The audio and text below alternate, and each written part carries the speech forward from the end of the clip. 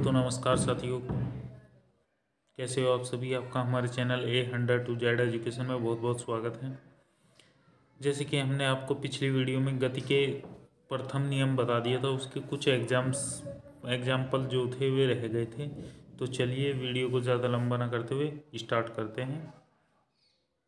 तो चलिए दोस्तों, देखते हैं अगली वीडियो में। तो चलिए ज़्यादा टाइम ख़राब ना करते हुए स्टार्ट करते हैं। देखिए, जैसे कि हमने आपको पहले न्यूटन के गति के पहले नियम के अनुसार बताया था कि इससे हमें बल की जो क्या प्राप्त होती है, परिभाषा प्राप्त होती है। ठीक है, यानी कि अगर कोई वस्तु गति की अवस्था में है वो तो वह वस्तु तब तक गति की अवस्था में रहने का प्रयत्न करती है जब तक उस पर कोई बाह्य बल कार्य न कर सके। चाहे फिर वो घर्षण बल हो, चाहे दबाव बल हो, चाहे किसी भी प्रकार का बल हो, यानी कि बाह्य बल कार्य करना चाहिए। ठीक है, इसके कुछ एग्जाम्पल्स देख लेते हैं। देखो, जैसे पहले रुकी हुई गाड़ी को अचानक चल पड़ने पर उसमें बैठे यात्री पीछे की ओर झुक जाते हैं। ऐसा होता क्यों है वास्तव में? देखो, जैसे ही कोई गाड़ी रुकी हुई अवस्था में, तो हमारा शरीर के दो हिस्सों में डिवाइड करने वाले हम। एक हिस्सा तो वो जो गाड़ी के संपर्क में है, इनके जो पेट से नीचे का हिस्सा वो गाड़ी के संपर्क में है, गाड़ी से अटैचड है। दूसरा हिस्सा वो जो गाड़ी से अटैच नहीं है, जो पेट से ऊपर का हिस्सा है। ठीक है, अब जैसे ही गाड़ी चलती है तो हमारा नीचे का जो हिस्सा है जो गाड़ी के संपर्क में है वो तुरंत गतिमान हो जाता है गाड़ी के साथ साथ, जबकि जो ऊपरी हिस्सा है वो गाड़ी के साथ साथ गतिमान नहीं हो पाता, जिस कारण से हमें पीछे की ओर एक बल का अनुभव होता है और हम पीछे की ओर झुक जाते हैं। ठीक है, अगला देखते हैं। चलिए देखो, कंबल को हाथ से पकड़कर डंडे से पीटने पर धूल के कण नीचे गिरने लगते हैं। ऐसा होता क्यों है? धूल के कण झड़कर गिर जाते हैं, ऐसा होता क्यों है? जब हम कंबल को पकड़ लेते हैं और उसको डंडे से पीटना शुरू करते हैं तो होता क्या है, जो धूल के कण उसके अंदर अवेलेबल है कंबल के, जैसे ही हम टंडा मारते हैं उसी क्षण जब टंडा और कंबल परस्पर एक दूसरे के संपर्क में होते हैं, यानी कि उसी क्षण जब टंडा आकर के कंबल को टच करता है तो कंबल तो टंडे की गतिज ऊर्जा के साथ गतिमान हो जाता है, लेकिन जो धूल के कण हैं उनके अंदर जड़त्व है, यानी कि वे जो है पहले से ही जड़त्व की स्थिति में है। वे अपने जड़त्व को बनाए रखना की कोशिश करते कि हम अपनी पूर्व स्थिति को छोड़े ना, जिस वजह से जो है कंबल तो गतिमान हो जाता है और कण अपनी वापस पुराने वाली स्थिति में रहने का प्रयत्न करने के कारण ही वे कंबल से अलग हो जाते हैं, जिस कारण से वे नीचे जमीन पर गिर पड़ते हैं। ठीक है, चलिए आगे देख लेते हैं। तीसरा एग्जाम्पल क्या आएगा? तीसरा एग्जाम्पल जो रहने वाला है ये है, देखो, यदि पानी से भरे गिलास के ऊपर एक पोस्ट कार्ड और उस पर एक कैरम स्टिकर रखे और पोस्ट कार्ड को झटके से आगे की ओर धकेलने पर कैरम स्टिकर पानी में गिर जाता है। ऐसा क्यों होता है? देखो, आपने जैसे ही फोर्स लगाया, किस पर लगाया?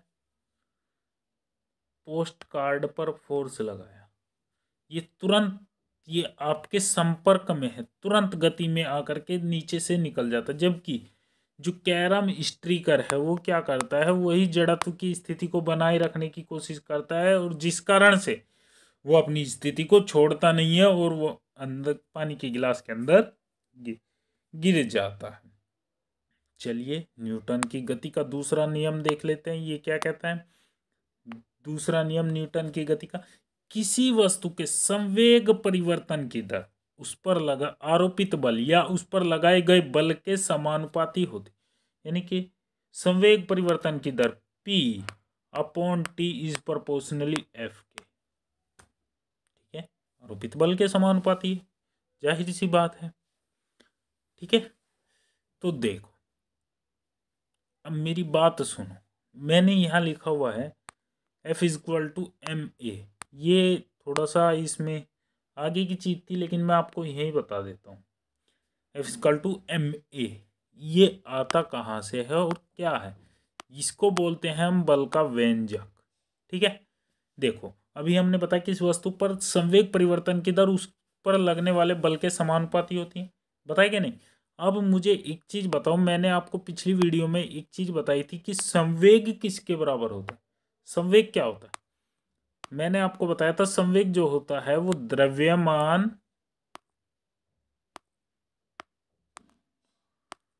ये होता है द्रव्यमान गुणा वेग के और बटे में टी। अब देखो प्रोपोर्शनली एफ के, ठीक है, कोई दिक्कत? अब जब ये प्रोपोर्शनली एफ हो गया तो अब मैंने आपको सबसे शुरुआत की वीडियो में जहां चाल दूरी विस्थापन ये पढ़ाए थे, वहां आपको एक चीज और पढ़ाई थी, वो पढ़ाई थी त्वरण, यानी कि एसिलरेशन। ये किस काम आता है?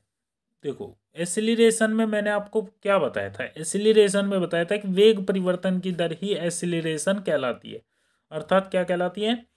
वेग परिवर्तन की दर त्वरण कहलाती है। तो देखो जरा यहाँ वेग परिवर्तन हो रहा है क्या?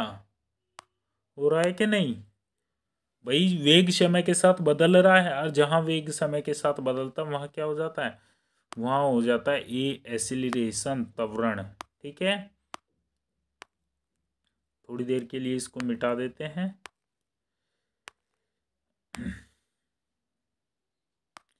तो ये क्या हो जाएगा?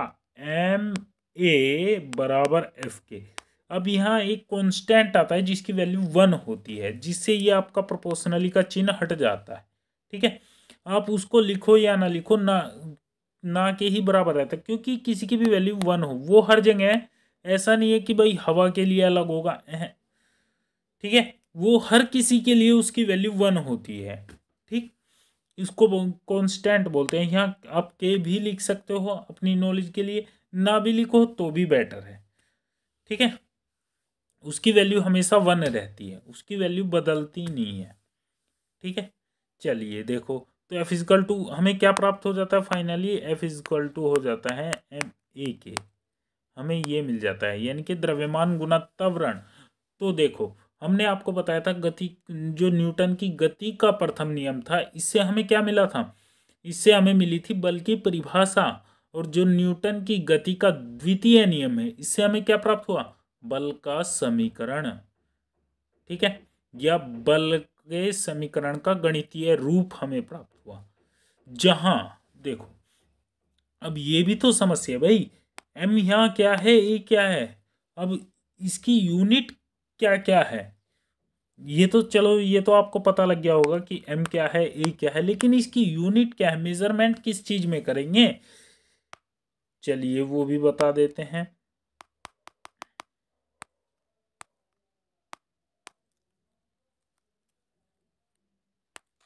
देखो यहां जो है एम जो है वस्तु का द्रव्यमान है, जिसको हम नापते हैं किलोग्राम। किलोग्राम में ही यह वस्तु का द्रव्यमान लिया जाएगा। ठीक है, और जो यहाँ ए है, ए की जो वैल्यू है ये है त्वरण। इसका जो जिसको जो नापते हैं हम मीटर प्रति सेकंड स्क्वायर में नापते हैं। ठीक है, ये इसका त्वरण हो जाएगा। तो इसकी फाइनली यूनिट क्या बनी? फाइनली जो यूनिट बनती है हमारे पास बल की, ये बन जाती है किलोग्राम मीटर प्रति सेकंड स्क्वायर। ठीक है, एक यूनिट और होती है बल की, न्यूटन। ठीक है, वो जब हम आपको पद्धतियाँ पढ़ाएंगे, एफपीएस पद्धति, एसआई पद्धति, उसके अंदर बताएंगे ये क्या होती है। ठीक है, आगे बढ़ते हैं। चलिए आगे देखते हैं। देखो आगे जो आते हैं इसके कुछ उदाहरण आते हैं, जैसे गति का प्रथम नियम हुआ था, उसके कुछ एग्जाम्पल्स थे। ऐसे इसके कुछ उदाहरण होते हैं। क्या क्या उदाहरण होते हैं देख लेते हैं। गाड़ियों में स्प्रिंग शॉक एब्जॉर्बर लगाए जाते हैं ताकि झटका कम लगे। ये क्या है? देखो जैसे ही आप ये मान के चलते, एक एग्जांपल लेते हैं,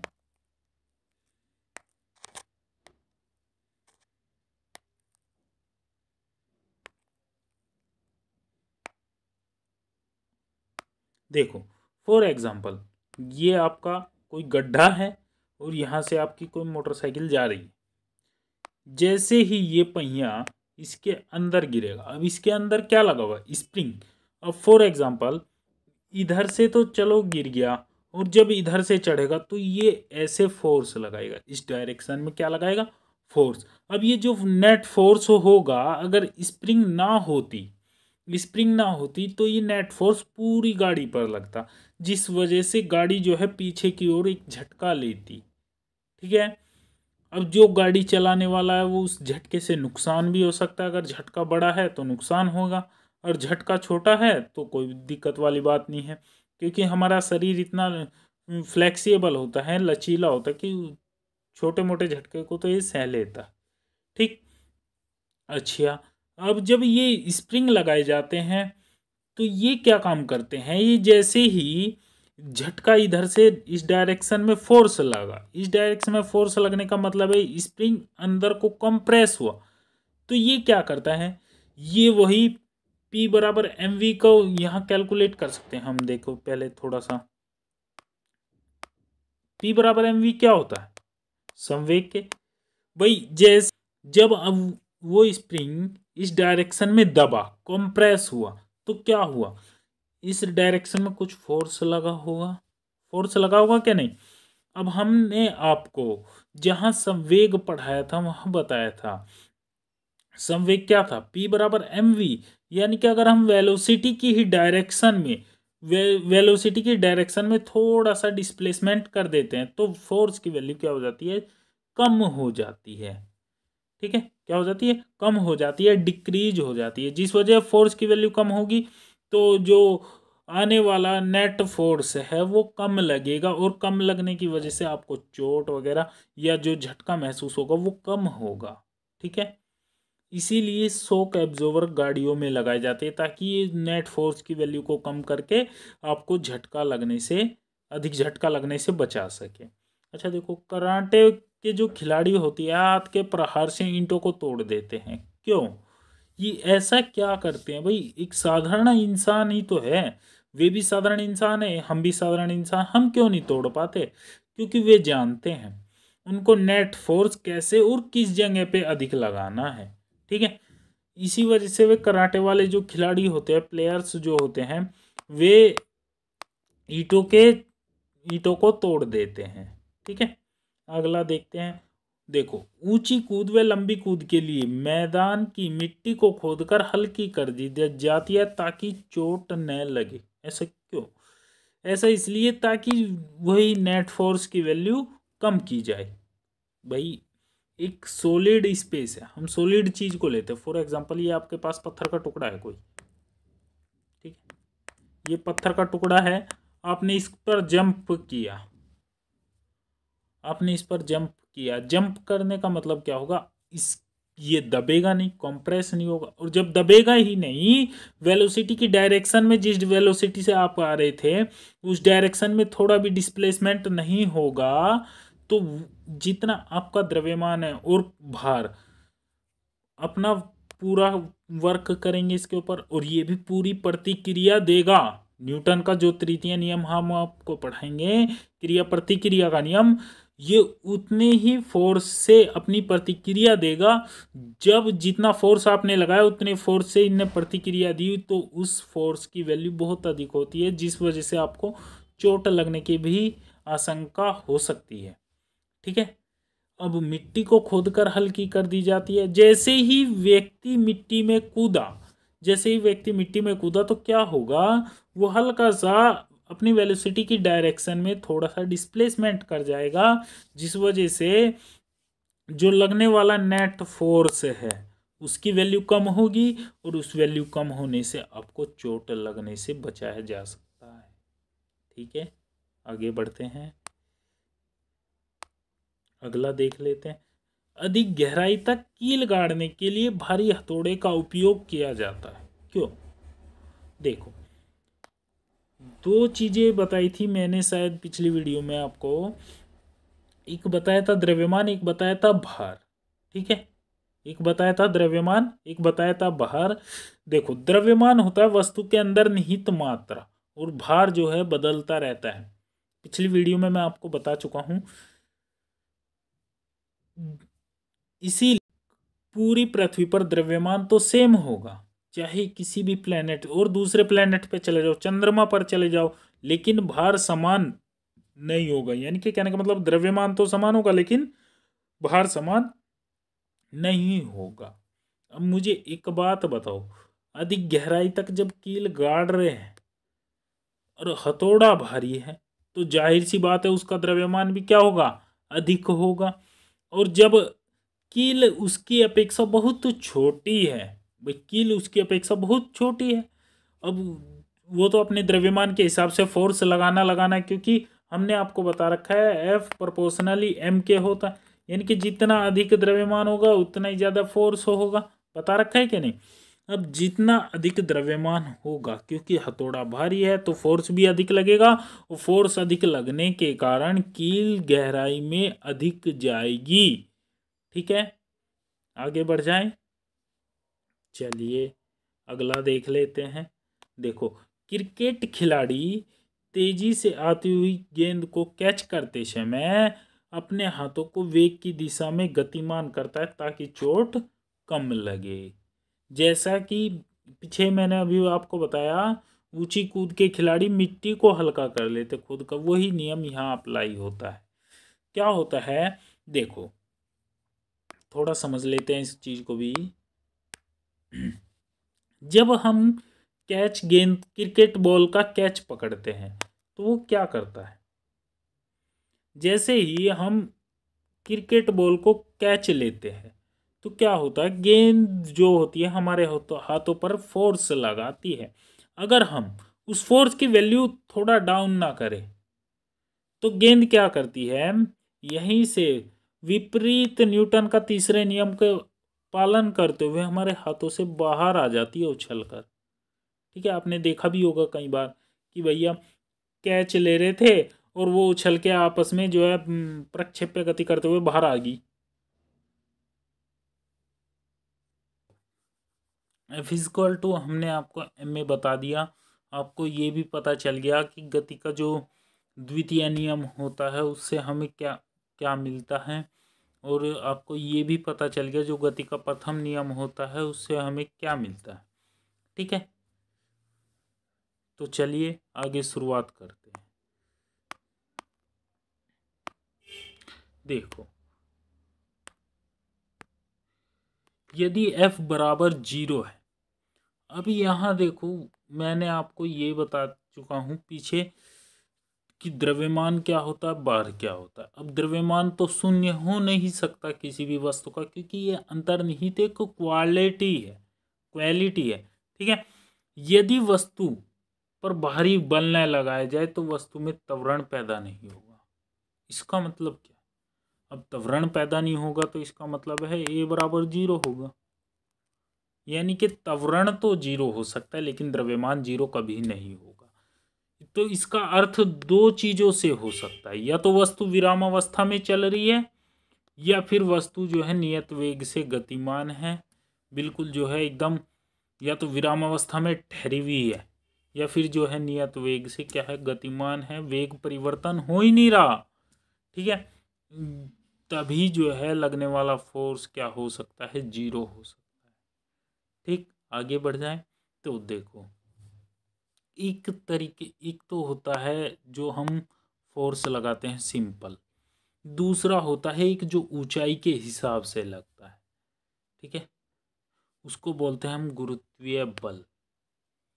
ठीक है, और गुरुत्वीय बल देखो यहाँ W दिखाया गया है, W को वर्क मत समझ लेना, वर्क कार्य W, वो वाला वर्क नहीं, एक W बराबर mg भी होता है, या F इक्वल टू mg मान सकते हो आप इसको।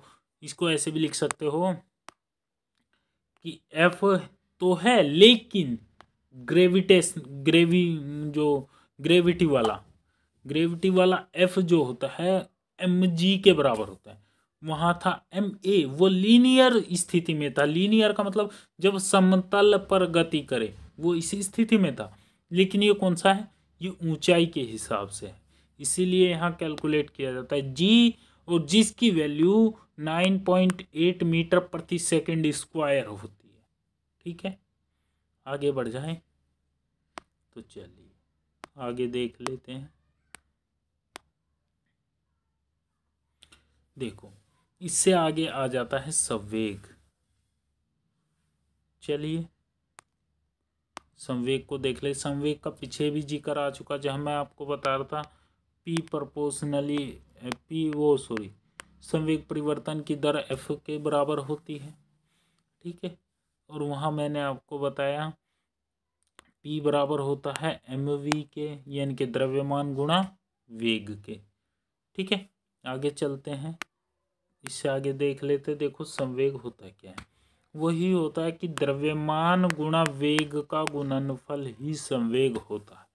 अब ये द्रव्यमान है तो इसका मात्रक क्या होगा, इसका मात्रक हो जाएगा हमारे पास किलोग्राम, और ये वेग है तो इसका मात्रक क्या होगा, इसका मात्रक हो जाएगा मीटर प्रति सेकंड।